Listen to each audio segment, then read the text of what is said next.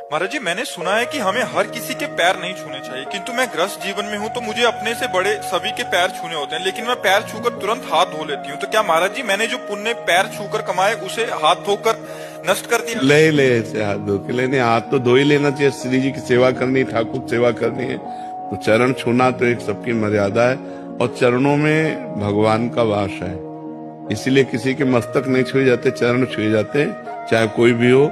चरणों में भगवान में, हमारे सब अंगों में देवताओं का वास है, जैसे हाथों में देवराज इंद्र का वास है, ऐसे अलग अलग सब जगह तो चरणों में विष्णु का वास है।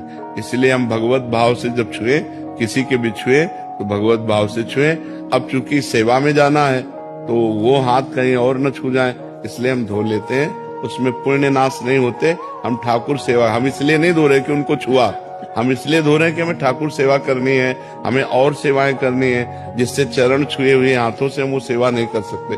जैसे हम गुरु के ही चरण हैं, तो गुरु के चरण छूने के बाद यदि श्री जी को हमें भोग लगाना है तो हाथ तो धोना पड़ेगा ना, क्योंकि श्री जी को भोग लगाना है। और गुरु जी श्री जी में अंतर नहीं है, फिर भी उनके चरण छूने के बाद हमें हाथ धोने पड़ेंगे, क्योंकि श्री जी की सेवा में जाना है। और अगर गुरु जी देख ले तो डांट देंगे, पहले हाथ धो, ऐसे श्री जी की सेवा में क्यों जा रहा है। तो ये बात हम मन में सोचते हैं। हम अगर इस भाव से धोएं कि यार तो भले पुण्य नष्ट हो जाए, लेकिन हम तो श्री जी की सेवा के लिए धो रहे, इसलिए कोई बात नहीं।